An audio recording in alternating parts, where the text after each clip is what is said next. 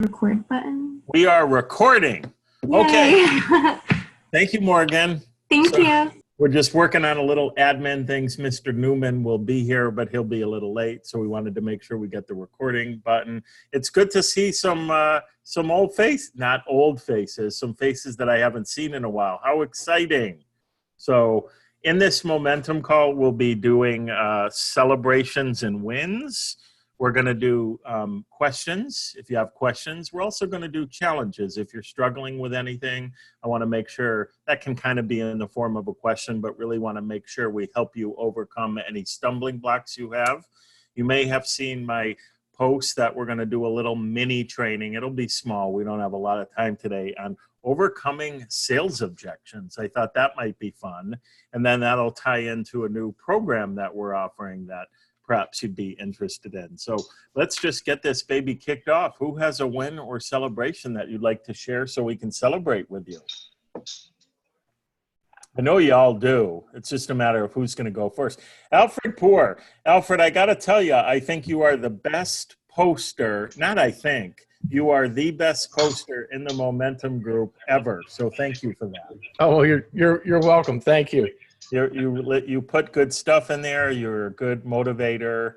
You support others. So thank you very much. What is your success? Is my video working? It is. Okay, good. You're a very, very handsome man at that. Well, I've got a frozen video on my end, so I'm not getting to monitor it. But anyway, so the big win is what I posted on the SPF Momentum. This is salt. This is pepper. This is my rate. It works, folks. Yeah. Do I recall you said you got your highest fee ever? Is that correct? Highest fee ever. And just to put that in proportion, it's roughly 6 times. It's exactly 6 times what I would quote before I started working with David. Wow. And do you mind sharing the number, Alfred? No, I don't. I hesitate only just because everybody's different and everybody's in a different place and all that. But when I started off with David, I thought that $2,500 was the right price to quote for somebody starting out. And after working with him, I got up to $10,000 for a domestic engagement, and this is overseas, so it's $15,000. $15,000 plus travel, plus accommodations. So I had already written 12,500 because I did the math wrong, and 12,500 is only $15,000. We'll make sure David watches the beginning of this video because that's attributed to his salt and pepper. That is awesome. Yep. And that's not a number that's just pulled out of the air. The $10,000 comes from doing the SPF competitor analysis.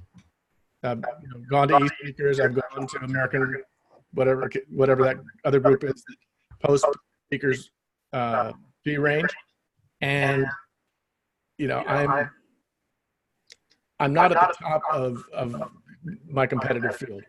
My price is towards the lower end, and I feel that I'm better qualified for some of the other people who are in that 10,000 range. So it's not a number that I pulled out of the air. It's a number that's based on what the market will bear, and it appears that with the right prospects, it's not a problem. Way to go, Alfred. So to summarize, because you were cutting out a little bit there. Okay. Just to summarize quickly for everybody, when Alfred joined the program, his fee was $2,500. He just got $15,000. You were mentioning you didn't pull that out of the air. It was calculated.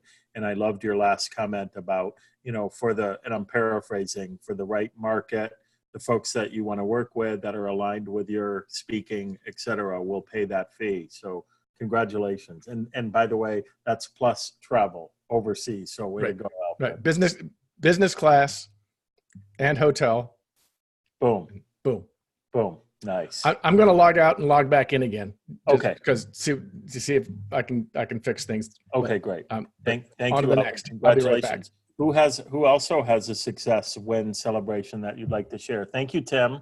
I don't think Yeah. I've met you yet, Tim. Nice to see you. Nice to meet you as well, Michael. So I figure I'll go next because $15,000 is hard to follow. So I'll sort of be this segue. Just some quick wins, rapid fire. Just got back from a speaking gig in Kansas City. This was the 6th time this organization has hired me. So that's always a good, not just a good feeling, but I think a good business model to be repeat bookable. Yeah. And I just got a referral that came in. We get a lot of referrals that come in, which is always, again, good news. But this is from another speaker. I know he's in one of my mastermind groups. He's doing over $4 million a year. And he said, without reservation, I recommend this guy. He's a better speaker than me. So that puts some perspective on me and also some pressure on me that a $4 million a year speaker thinks that I'm a better speaker. I mean, that's not his whole model. He does more than keynotes, obviously, but that was a part win, but partly a bit of pressure, which is nice. Little kick in the butt. Little kick in the A little butt. bit. Yeah, a little bit. Not quite at 4 million. So Yep. 339, 37. Yep. Hey, Tim, I just want to say, and this goes without saying, I'm sure, but you mentioned not only is it a good business model to come back for a 6th time, but it also obviously says a lot about, in addition to this compliment from your colleague, that you're doing a great job, right? When they're bringing you back like that, that says a lot. So it was the easiest sales call I've ever had. They said, whatever the date was, it was September 11th and 12th. There were actually 2. So it was 5 and 6. And he said, just do exactly what you did last time on these dates. Are you available in this city? That was the sales call. It was nothing else involved with it. He wanted just a same organization, different audience within that organization. So nothing beats competing in a field of one. Yeah, right. That's great. So for those of you who don't know me, I taught for 17 years solopreneurs how to grow their business. My market specialty was coaches, but the number one strategy I taught them was speaking. Right. So not only is speaking, as you guys know, an unbelievable deliverable, but it's the best marketing strategy in the world.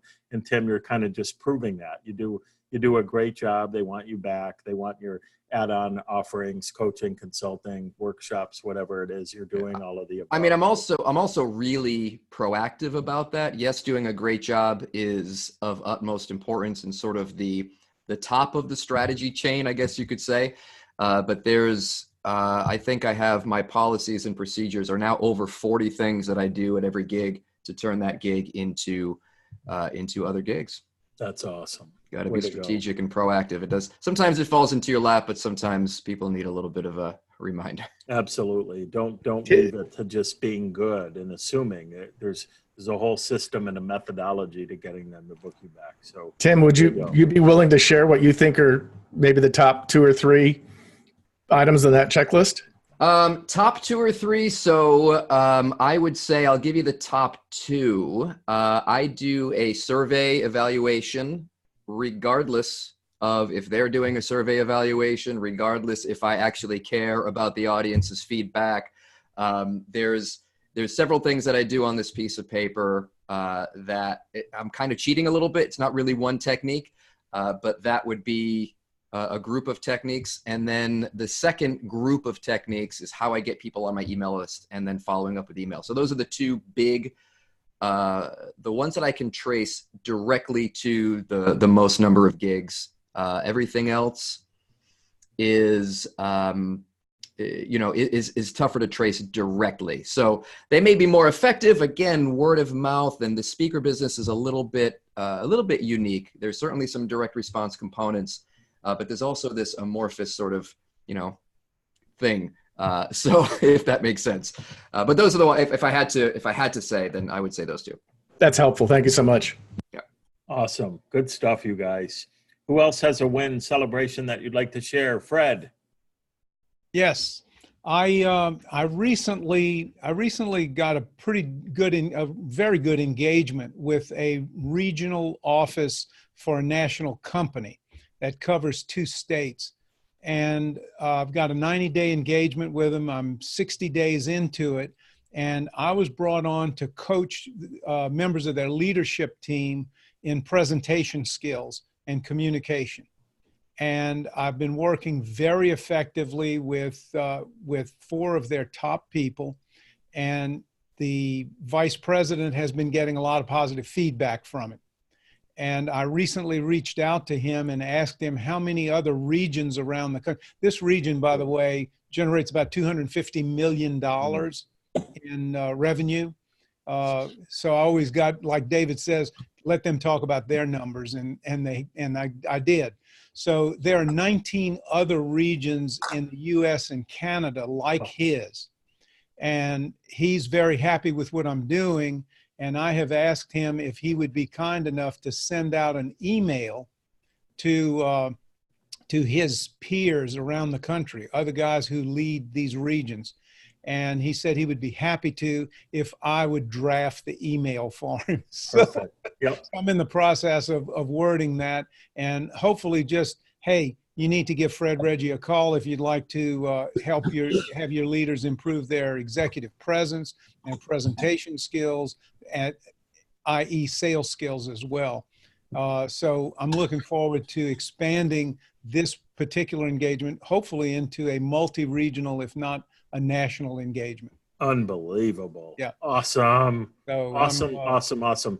And just a way to go. Yeah. Virtual claps. Thanks. That kind of ties to what Tim was saying, right? You're doing a great job, and you didn't leave it to chance. You're proactively asking for more business. And so way to go. And I'm sure you know this, Fred, but just make sure that when he sends that email, he copies you. So you Sure. Yeah, good. Yeah. That way I will capture all of the Perfect. emails that way. So Awesome. Okay. Yeah. Congratulations. That Good. is phenomenal. How much is this 90-day? Did you say it's a 90-day program for this it's a region? 90-day program, $27,000. I was going to ask. Okay, so 27,000, and there's how many more of these regions? 19. Hello. Yeah, Yeah. do that. What's that math? Anybody got a calculator if you were to get all of those? Yeah. I usually have my calculator. There it is. Took mine. How much? 19 times 27, 513,000, $500,000. I could live with that. Yeah, Yeah. not bad for a year. Yeah. Well done. Yeah. So, but is that Canadian dollars? hey, you know what? I don't care. I'd settle for that. I'd go to Canada and spend a bunch of them. There you go. Okay, thank you. Jason, you put in the chat that you have a success that you'd like to share. Yeah, hey, apologies. I'm sitting in a restaurant in a hotel right now, but I wanted to follow up. I had shared a win a couple months ago, and I'll bring it kind of full circle, but I had agreed to be sort of adjunct faculty at an executive forum of a nonprofit conference because it had really great prospects that would be in the room. And I was able to actually take that and book a gig for a big company doing a keynote that was actually part of their talent acquisition strategy and their diversity strategy. So I did that in August, and I was able to move my speaker fee up from, I had been at 7,500 for a keynote up to 15K.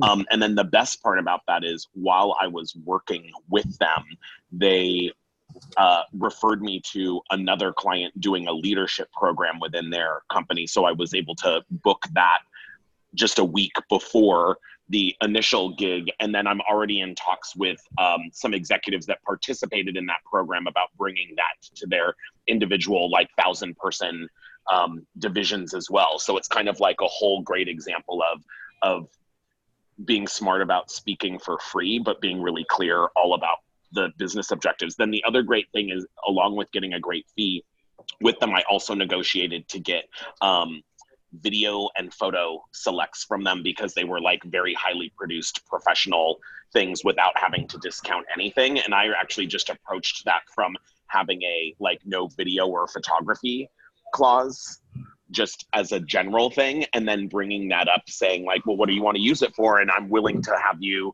do that for promotional things if you actually share the assets with me, or a selection of the assets with me. So it ended up being like a value add for me and a big value add for them. In fact, I actually filmed separate video that they're putting on their LinkedIn page and all sorts of stuff on backstage at the event. So that's kind of it was cool. It led to me having like my best revenue month ever, in addition to other clients. So way to go. You guys I just have to say, David, wait till you go back and watch the first 15 minutes of this video. You are going to be, I'm speechless. This is the fourth such example of successes that these guys are sharing.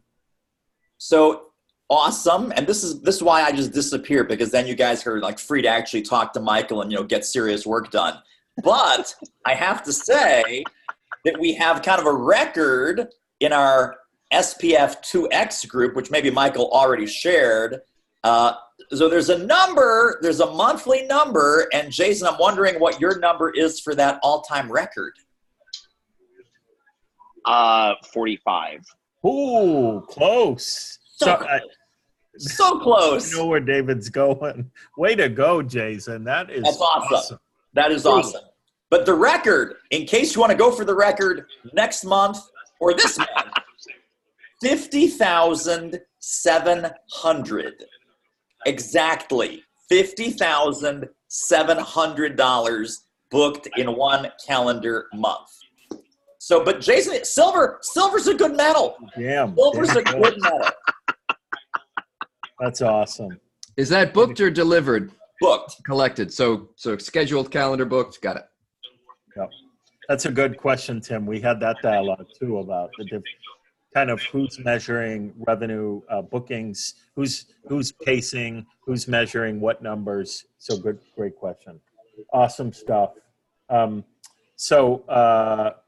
it's like we can't say enough about each one of these. And Kara, you are up. Well, mine is about a free gig, but I think it's a high quality one. So I thought I would share, because they're not always, while we, as we've learned from David, if you're going to do it for free, make sure it's worth doing for free. And so I just an hour ago got off a live webinar with ICF, International Coach Federation, DC chapter, which is the largest chapter in the country. And they promoted it heavily. And we had a decent turnout. But what was great is that now I'm in front of all these coaches that are in organizations that will be able to at least know what I do and what I speak on should these organizations need somebody with my expertise. And then shortly after, I got an email from the Houston chapter, and they would like me on a webinar in 2020. So, it costs you nothing. It takes an hour of your time. You don't make anything initially, but I do think it's a high quality, high concentrated way of sharing a good bit about your expertise. Absolutely. And what's great about coaches in particular, Kara, as I'm sure you know, they're very, not to say this isn't an exclusion of any other market, but they're so generous, and they'll pass along the information, they'll spread the word. Great strategic alliance partners for you to be in good with them for them to know what you do and how it can impact their clients. So well done. Yeah, and I'm not even an ICF coach, so I thought that was interesting. Yep. Awesome. Yeah, and just a reminder for everybody, with all the success you're getting the proper fees, the salt and pepper, the higher fees, there's nothing wrong with booking free gigs when it's the right time, when it's your target-rich environment, when it's your target market, when you can make an offer from the podium, when you can make any trade-offs. It's not uncommon to do a, quote, free gig and potentially walk out of there with either consultations that lead to or money right away. But the numbers that we found on average is that 6 to 7% of your audience will turn into long-term high-paying clients. So if your average fee for a client or a consulting gig or a workshop is, say, let's just say $10,000, and you speak to 100 people and 6 people invest $10,000, that gig wasn't free. It was a $60,000 gig, not a free gig. And there's nothing wrong with that, nothing to be ashamed of in that arena, as long as you're doing your due diligence and making sure that it's the right audience. So congratulations, Kara. Are there any other successes, wins, celebrations before we move on to challenges or questions? Cool. So is anybody, we'll kind of put this together. Go ahead, Charles. Looks like you want to get us kicked off. Yeah, just a real quick one. I have been trying to figure out how to collaborate with some other people for a while. Got together with a couple other, a coach and a consultant, and we decided to put together a series of public workshops. Happy to say that all of them are booked through November. Hello. So yeah, it went crazy. Obviously, we didn't charge enough, but the neat part is they're probably out of, let's see, how many people? I mean, I think it's overall, all of the workshops put together, it's probably 325 that are booked at 150 a head. And this is for a 3-hour workshop. So and my part is only like, I think 40 minutes maybe. But out of that, there are only 6 of them that aren't exactly our target market. So I was pretty excited about that. So we're looking forward to closing out the year on a high. So to be clear, first, congratulations, Charles. To be clear on the numbers, you said 325 people? Yeah, 325 people, but this is 3 separate workshops we're doing. October, we have 2 in October and 1 in November. So it's a 3-part series, and it's 325 total between all 3. We wanted to keep it small enough where we could really kind of have some nice interaction there. So 325 people at 150 a head. Is this correct? Yes. $48,750 split. Right. How many ways? And this is a brief marketing type of workshop. So, it's not going to be salesy, but it's called an eye opener. So we didn't have to give too much away. Yeah. Yep. So it's awesome. So, and that's, how many of you are working on this? It's 3 of us. 3. So just, again, I'm a numbers guy. So $48,750 split 3 ways. I'm sure there's some costs. $16,250 per person.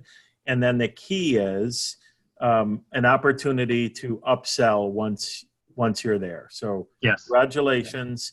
I want to just ask the word. You use this word. I heard it twice in an earlier call. I heard it 3 times on yesterday's call. What does salesy mean?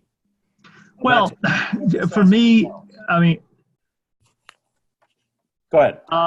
Used car dealer. I'm not going to be used car dealer. I can actually provide value, offer value, even encourage them to buy things, but it's done in a way of providing value, not just bait and switch or kind of that slimy used car dealer approach. Yeah. Does anybody else use that word, afraid? Like, I'm always intrigued. And Charles just nailed it. So I'm not making Charles wrong. Nothing here. But people seem to bring up a lot. I don't want to be salesy. I don't want to be sleazy. I don't want to be used car salesman. And one of the things we did on a call just yesterday, we won't do it here, but I just dug a little bit. Like, what does that mean? Well, it means a used car salesman. And then I said, well, what does a used car salesman do that you don't like? And well, they do a bait and switch. Okay, well, what is a bait and switch? And I just encourage you guys to dig on this and be really clear as to what it is you don't want to do or be. And I would challenge you, generally speaking, you could never be that way even if you wanted to. It's just not in your being. By virtue of being speakers and service providers and dreamers and believers. And so I would just encourage you to let that go, because what generally happens is it doesn't stretch you enough to do the follow-up and to do the outreach and to make the offers that you need to make to achieve the kind of business that you want. Does this make sense? Do you guys see what I'm... Yeah. It does. I think, thinking about it while you were talking, I think it's more attitude than anything else. Okay. I mean, you maybe even use the same words that I would make if I was being salesy, but it's the attitude and the intent to maybe trick or fool or do it in my best interest instead of the best interest of the crowd or the audience or the person, right? Yeah. What great distinction, Charles. And I imagine you have something that is incredible and people need and want it. And so I know you will, and I just encourage you to be unabashed about making that offer and just letting people know about your excitement, and those that catch on will, and those that won't, no harm, no foul. Awesome. Any challenges, stumbling blocks that you're having, and or questions that you have about the growth of your business? Question. Let's just ask questions. Does anybody have any questions? Hey, Michael, I have, I'm looking for some advice and a little bit of pep talk, if that works. Jason, do me. Start over. You were lagging, and maybe turn off. Can you hear me now? It seems like we can. Okay, perfect. Hey, I have a question and maybe a request for a little bit of pep talk. So I am the conference that I talked about, their executive forum. I actually booked with them to do some speaking at about a 5,000 person conference coming up in October. And I've actually been able to lock in 2 intensive sessions that are sort of invite only sessions, really great buying crowd. And then I put a session on the sort of the open enrollment sessions as well that I'm really looking to book out of, and just looking for some more advice and innovative ideas on really converting that audience into sales or really reining in the prospects after a speaking session at the conference. So just wondering if there's any new thoughts or things that I should think about. Alfred's raising his hand. There's one piece that I use, again, comes back to the salesy thing, but, and a lot of conferences don't want you pitching from the stage while you're delivering content. And a piece of language that I learned a long time ago that I think is very effective is you say, well, when I work with companies on this problem, this is what I do, and this is what happens. You're not saying, hire me. You're just saying, this is what I do. And it's not a pitch, but it lets them know you're available. So to me, it doesn't step over that line. Yeah, absolutely. Thank you. Jason, thank you, Alfred. Have you ever made or could you make, or will they allow you to make an offer from the platform, not a direct to sale offer, but an offer for a consultation? Yeah, I absolutely have the ability to make offers from the stage. So I have never done that before. So I'm kind of looking at what you think what's the best offer at that point. Yeah. So what we'll do is I did a little mini training on this, and I'll post it in the Momentum group for you. Cool. Because I think it's about 40 minutes long, and we couldn't do it justice here. But the short answer is, in this scenario, you basically say, look, you guys, how many of you loved what we covered today? And of course, they'll raise their hand and say, I would love to take it to a whole new level. If you like this, would love to do a deep dive with you in the form of a complimentary consultation. You share with them a little bit of what it is. You're very upfront about it, that it's a kind of a mutual interview to determine if you're a fit to work together moving forward. And what we found I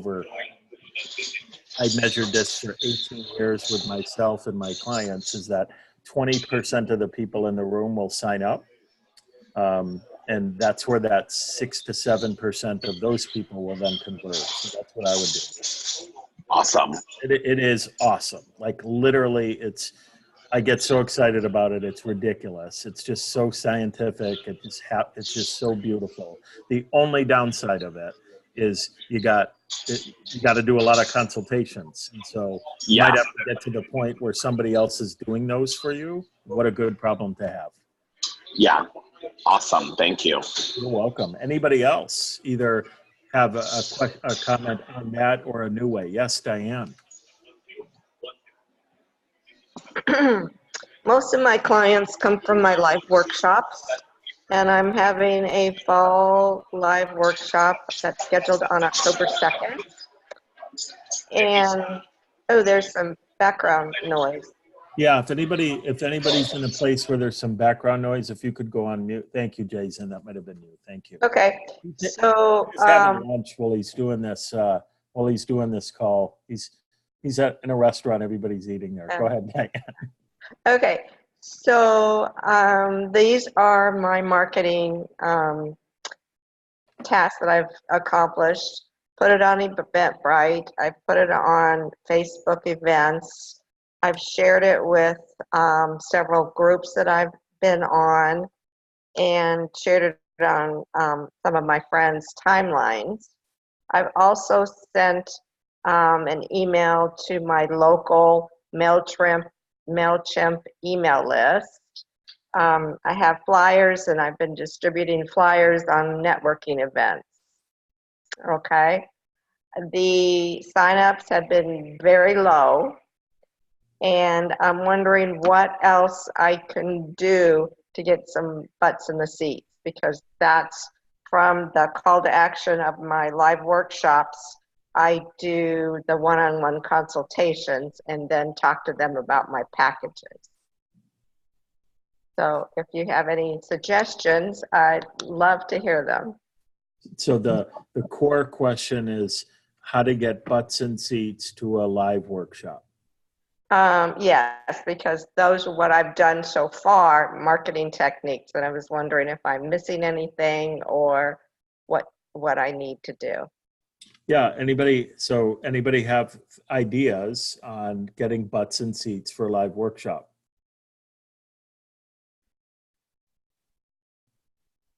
Alfred, yes. So, I mean, I start with, it's a very, very difficult task, especially given people's lives these days, who tend to be more interested in connected than going someplace and committing to be there. However, to me, it's a question of energy thresholds, and the higher the energy threshold, the harder it is to get them to hop over and do what you want. One of the ways of lowering the energy threshold is making the decision more comfortable. And for that, one of the best ways for me is to borrow credibility. So that if you can get some organization, some group that the targets already trust, if you can get them to co-sponsor, to invite you to their meeting, it transfers the trust in them to you, and may make it easier for you to get people to show up. Does that make sense? I'm a little unclear. Could you? Well, so maybe there. I'm sorry. What's your topic again?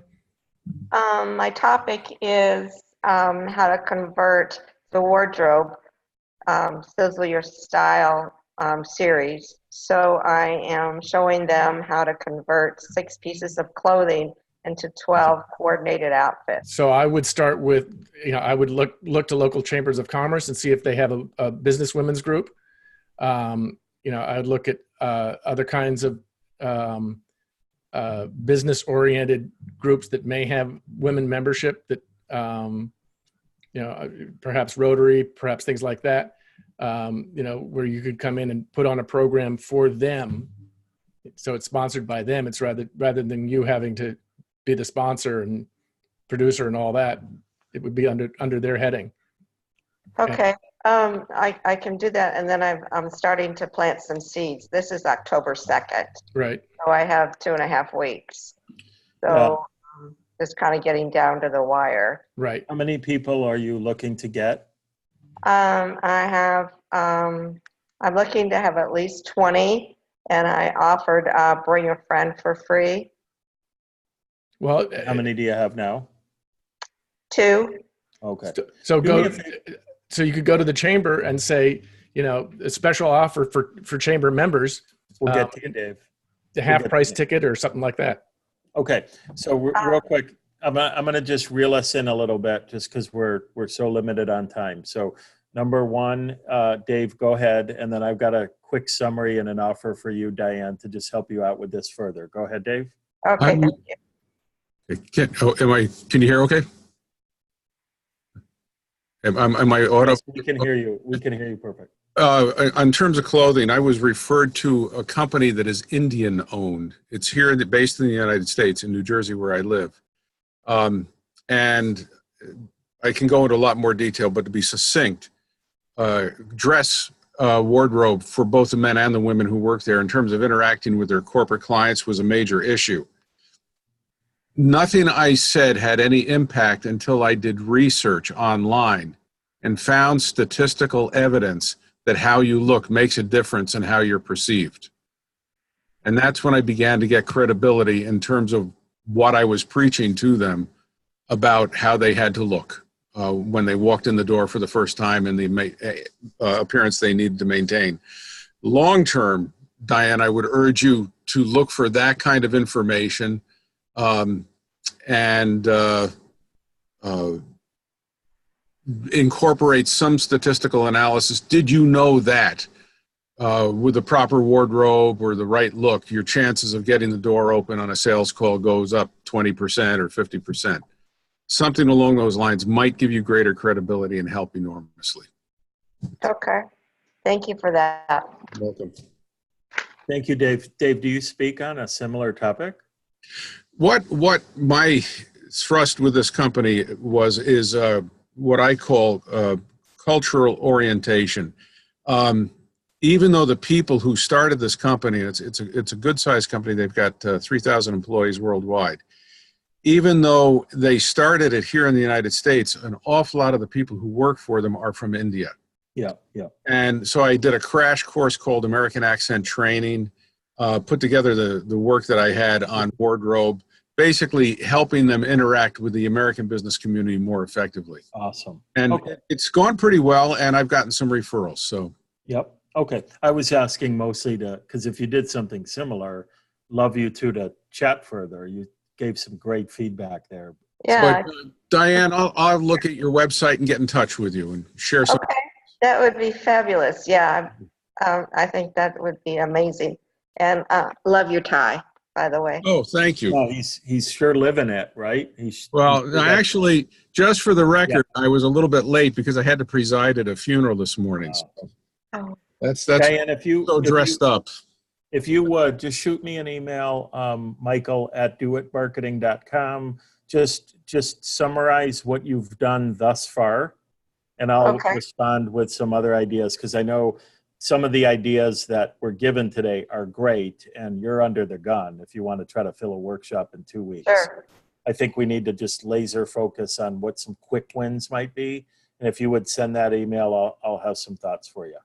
Okay, wonderful. Thank you so much. And then you need to, listen to this feedback, because you don't want to be under the gun, obviously, every time you do these. You want to be filling them sooner. Right. Obviously, goes without saying. Okay. Thank you.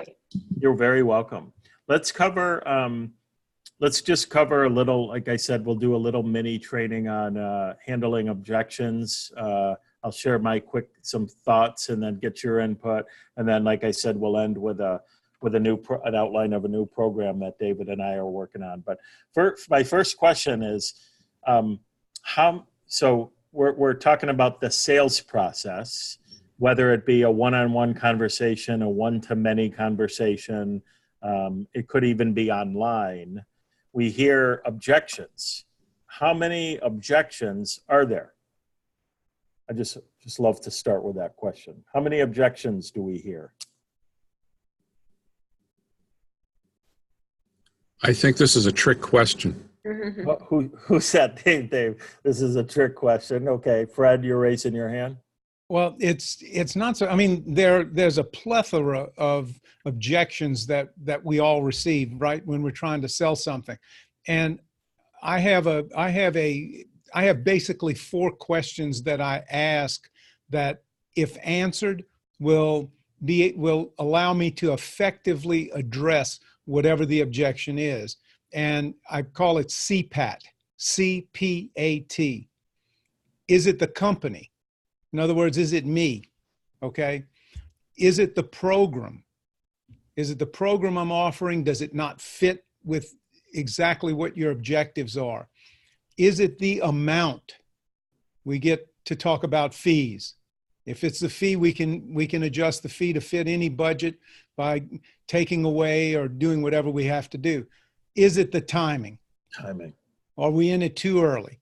Are we in it too late? So CPAT, CPAT, is it the company? Is it me as the speaker? You can call it SPAT. Is it me as the speaker or the presenter?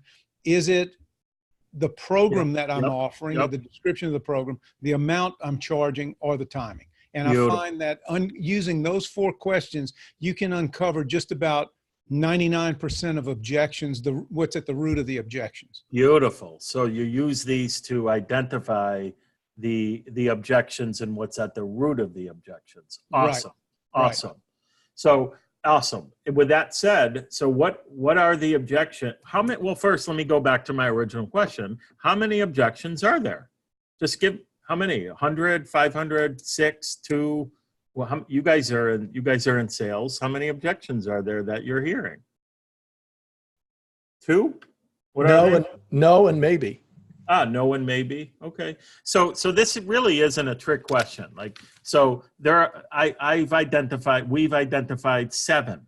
Okay. And the reason we're bringing this up is knowing what the objections are and practicing and being aware of exactly how you're going to handle each objection is a massive, important part of the sales process that I find most people don't do. We kind of wing it. And Fred's not winging it. That's a perfect example of the opposite of winging it. But I think it's so valuable to identify the objections, know you're going to hear the same ones over and over and over and over and over again, and just practice and be awesome at handling them. Does that make sense? So just because I like to just learn, I love to teach, but I like to learn while I'm teaching. How many of you have done this analysis, identified what they are, wrote out a script of how you're going to handle them, and follow the script each time they come up? Kind of put your mind at ease so you don't have any stress during this. Who's done this? Okay, so nobody. So I would encourage you to do that. What are the objections? I don't think I'll have to tell you what they are. You guys can tell us. I'll just check them off my little list as you say them. And by the way, there's 7 core ones, but we hear them worded in different ways, but they all fall under kind of 7 main topics. What are they? Too much. Too much. So the money objection. Okay, good. What else? Not right now. Not right now. I have that. Not right here. Not right now. Perfect. Not right now. Not the right time. Good. What else? Very vague one. Very nebulous. It's not a good fit. Not a good fit. I don't think I use that word, but you're right. It would be nebulous. So what do you think, Dave, is the underlying issue there? In the case of this one company, basically they were having a hard time admitting that their culture wasn't fitting in well with the American business community. Oh, okay. Yep. A couple of guys had some success. Then I started to gain credibility. Okay, got it. Good. What else?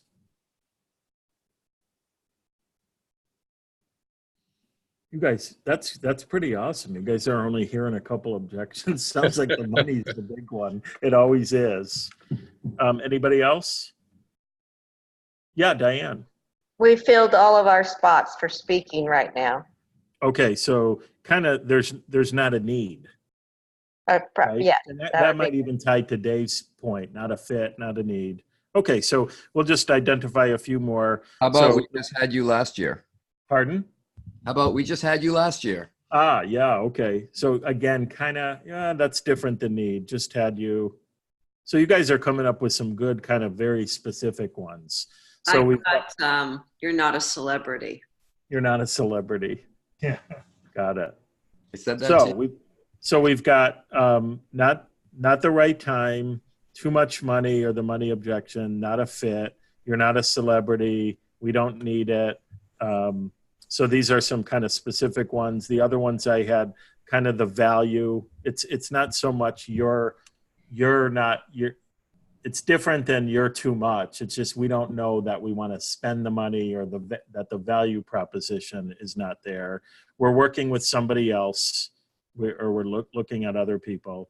Another big one is they need to check with a third party, their board, the decision makers, another person, a spouse, if some of you are doing individual work. And I think those are the key ones. So I would, you guys came up with some more nuanced ones to make it more than 7. But my point is, I bet you'll hear these same ones, or you have heard these same ones over and over and over and over again. And so then the point becomes to identify these, identify how you're going to handle them. And I use the term before, come up with a script, not that you're reading a script, but that you adopt this and let it resonate through your being so that when these things do come up, it's a lot easier. Questions, comments, feedback on that. So now what do you do? Now, what do you do with this? Yeah, go ahead, Charles. For some reason, I only ended up with 5. Pardon? I only came up with 5 out of what you said. It seems like I missed a couple. Oh, I'll just read you the ones you guys all said again. Not the right time. Money. Too much. It's not a fit. You're not a celebrity. We just had you last year. We don't need it. The value proposition isn't there. That was mine. We need to talk to a third party. How many is that? 1, 2, 3, 4, 5, 6, 7, 8. Well, a lot of them are kind of one. When you say doesn't fit, no need, and value prop are basically the same one. Yeah. So what is the first thing out of your mouth when somebody brings up an objection? Not a question, but a hardcore objection. I kind of like to call it the magic question. This is the little bit I just want to leave you with for today. I found this one little simple question. Doesn't work all the time, but for those of you that can adopt it and insert it into the sales conversation, I think it could be helpful. But when somebody gives a hardcore objection, how do you respond? What happens if? Go ahead, Fred. I basically I ask them to delve into a little more explanation. Help me understand why that's significant. Yeah. Okay, good. So you ask the question of. Yeah, I think if you make people accountable where they have to really reflect on it, it's kind of like I call it a Columbo technique. You make a presentation, you offer a fee, and they object to it, and you say, well, what realistic fee did you have in mind? And they may come back with another number, and I kind of have a puzzled look and say, well, that's interesting. Tell me how you arrived at that number. Yeah, very good. Make them responsible for what they're offering. Sometimes they're just pulling it out of the air. Or maybe they're saying, well, last year we only paid this amount of money for our speaker. Then you can address the difference between yourself, your technique, your style, and the previous year's speaker. Yeah, very good. So Columbo, uncovering, asking questions. Awesome. That's absolutely the right thing to do. Ask questions. One of the things that I love to do, if you'd like to adopt this, is before you ask any questions, this is a subtle thing, but I notice it makes a difference. ask them for permission to ask questions, right? So when they have an objection and you just start asking questions, it can be a little off-putting, like, what's going on here? Where you going with this? So I just love to say, hey, do you mind if I ask you a few questions about that? And it's just a soft little permission. You're getting permission to ask more questions. And what it is it's a little bit telling you, hey, I'm open to this, right? Because they're affirming, yes, you can. And it's validating for you to feel confident to ask questions without having to have that little pit in your stomach, like, are they okay with me asking this? Any questions or comments on that before I go to just the next little nuance of this? Just little things that can make a big difference. The other one that I love, and this has to be done in a very genuine way, so you don't want to do this unless you mean it, and it's all in the wording, and you don't want to use this for just questions that they're asking. It's more hardcore objections, but it's the something to the effect of, would you like me to let you go, or is it okay if we talk about this further? Okay, so when somebody says, you know what, now's not the right time. Just say, for example, no, I'm not going to work with you. Now it's just not the right time. You say, I understand. Would you like to part ways now, or do you want to? Should I let you go, or is it okay if we talk about this a little further? And that little offer to end the conversation changes the dynamic and allows them to either say, yes, I'm good. We're good. In which case, of course, you just acknowledge that and let it happen. You don't try to sell them. But again, oftentimes they'll say, no, we can talk about it further. And then what's that telling you? There is some interest. Yeah, absolutely. Right, Dave? There is some interest. So questions, comments about those two little, well, not just those two things, but the identification of the objections, the commitment from you guys to hopefully work out a script and to practice that so that you can be better at that moving forward. Yeah, Kevin. Thank you. I had one very recently, wasn't quite sure how to handle, where I was told by my contact that I was the guy that they were selecting. And so we started to go down the path where I started to say, well, do you want me to go ahead and send you my agreement? She goes, well, actually, I haven't actually gotten the final approval yet from the committee. So, okay, well, let's see if we can go ahead and get that. Then she came back to me and said, no, we thought you were too controversial. Something was split 50-50 on the committee, where you're too much like a politician. You were too confident,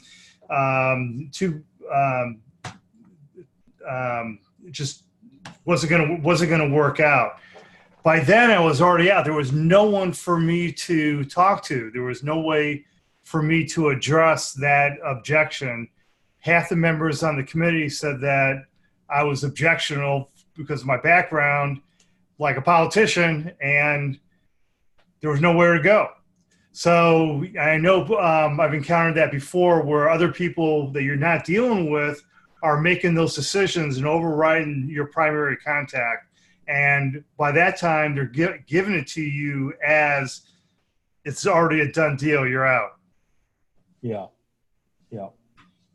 Question, was there a question there, Kevin, or not? Or no, not? Just how do you handle that? I mean, how would you handle that? How do you handle that?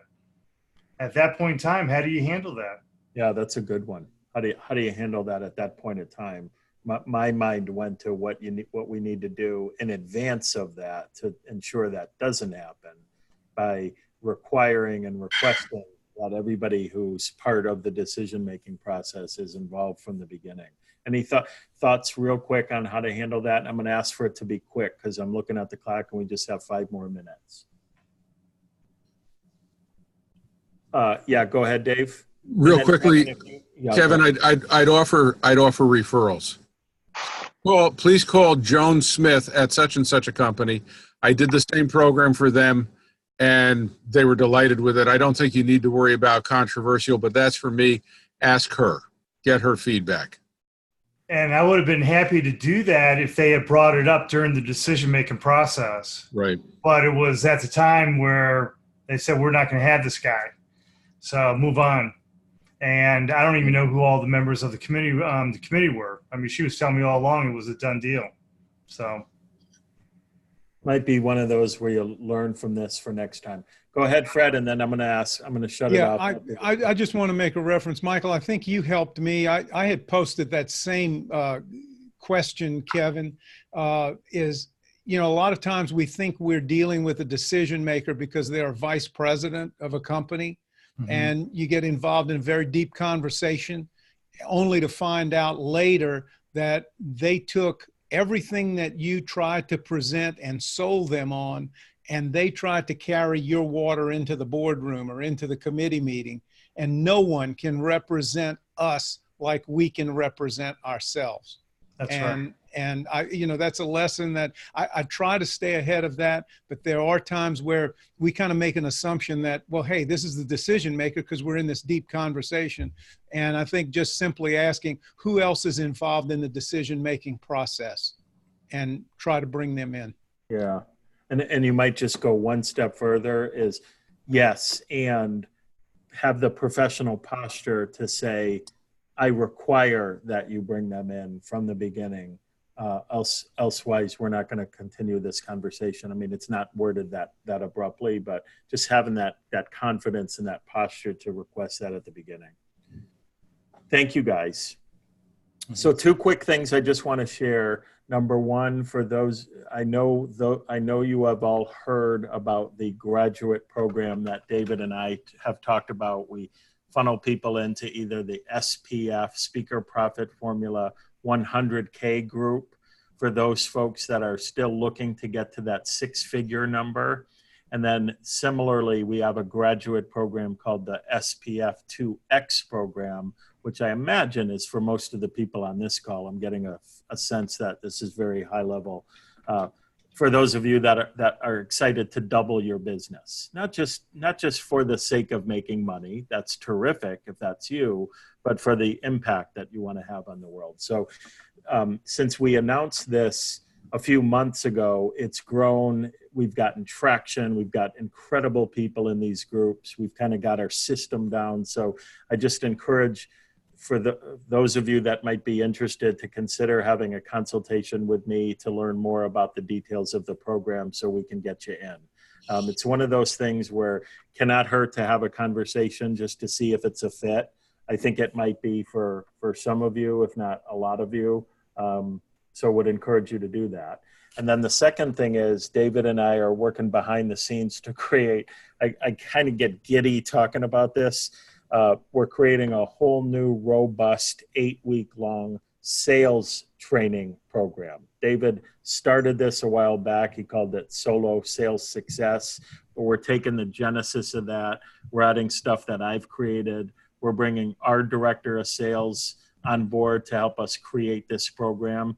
And this morning I went through our outline for about an hour and I was like, freaking blown away by all that is in this program. So if learning sales from soup to nuts is of interest to you, please schedule a consult with me. We're going to cover things like self-esteem, self-worth, limiting beliefs, revenue game plan, the whole mindset piece of it. We're going to train you on the sales process from prospect to closing, the buyer persona, pre-qualification system, enrollment process. We've divided the sales process into 2 separate tracks, proactive and reactive sales, meaning when you're reaching out to people versus they're calling you. The gatekeeper management, how to get through gatekeepers, how to master the negotiation side of it, how to handle objections, obviously, how to sell from the podium, how to sell one-to-one, how to sell one-to-many, how to follow up. It's insane. So insane in a good way. So for those of you where this sounds, wow, I think I might want this, I'll go ahead and put in the chat my link to book a call with me. I think it's there now. And probably the best part about it, and David, if you want to just chime in here, because I just want to brag about David for a bit. This guy is the most, I could almost tear up, the most generous person, and always, always, always looking. How can we help people further? What do we need to create? What do we need to be doing better? I mean, that's all he talks about. And so we've priced this program at $10,000, the same thing as SPF. And he said, you know what, let's let grads in it for half the price. Let's not charge them $10,000. Let's do $5,000. And then I asked him today, what could we do just for those that book a call right away on this call? And he said, let's knock off another $1,000 and only charge them $4,000 for it. So David, thank you. You're just awesome. And I'll let you just kind of jump in. Yeah. Well, I think, beyond the incentive that Michael's talking about, because I think once you get the marketing dialed in, and I don't think anyone here has a marketing problem anymore. I think what we have now is a sales problem and a sales activity problem and a sales accountability problem and a sales conditioning problem. Meaning that you sell occasionally, sort of, sometimes it works and sometimes it doesn't, and it's catch as catch can. If we can build that sales muscle, it's the number one source of entrepreneurial problems. It's also the number one source of entrepreneurial success. Once you've mastered it, you're not going to close 100% of anything ever, but you're going to go from 5-10% closing ratio to 15 to 20 to 25% to 30. And that in itself doesn't sound like a lot, but that in itself, if you close 3 out of every 10 opportunities instead of 1 or 2, that could increase your business by 50 to 100% in the next 12 months. So if you're already making $100,000, this will get you from 100 to 150 or 175.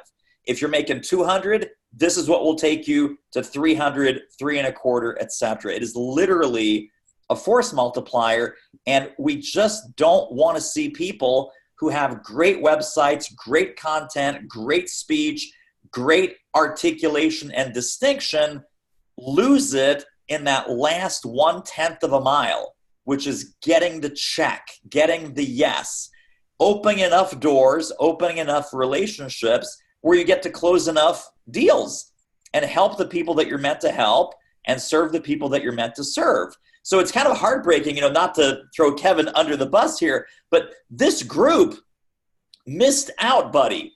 I mean, they really missed out. So I know how fantastic you are. I've seen you in action. We did the speaker video summit. That video asset is totally killer. You've got the goods. You've got the proof that you've got the goods. That sale should have been a yes. Committee, no committee, whatever it is. And then like Michael said, how do you engineer that? Not to overcome the objection when it's too late, but to circumvent and prevent the objection so that you're guiding the conversation to a yes, taking those 7 objection types into the conversation before they even become objections. So how do you do objection busting in advance? And that's the kind of things that are in this program.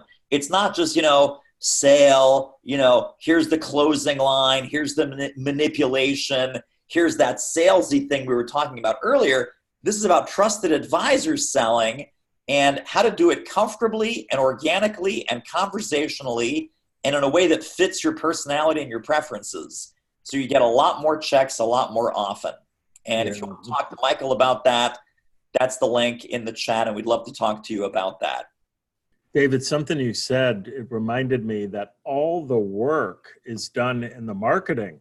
All the work is done in the marketing.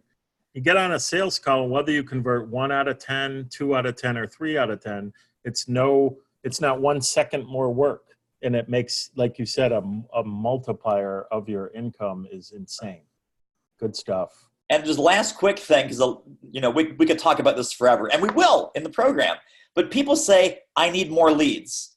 You don't need more leads. You need to convert more of the leads that you have. So think about that. That's another game changer. Awesome. Any questions now or comments? I put my booking link in the chat. I just FYI, you guys, no problem visiting with me. You don't need to know, hey, I'm going to do this. If you do, great. If you just want to explore, happy to visit with you. I learn a lot just from talking to you. So don't hesitate. Any questions or comments before we break for the day? Congratulations all. Awesome call. David, make sure you listen to the first 15 minutes. It was terrific. Totally. Thank you, everybody. Bye-bye. Good seeing you, everybody. Bye-bye.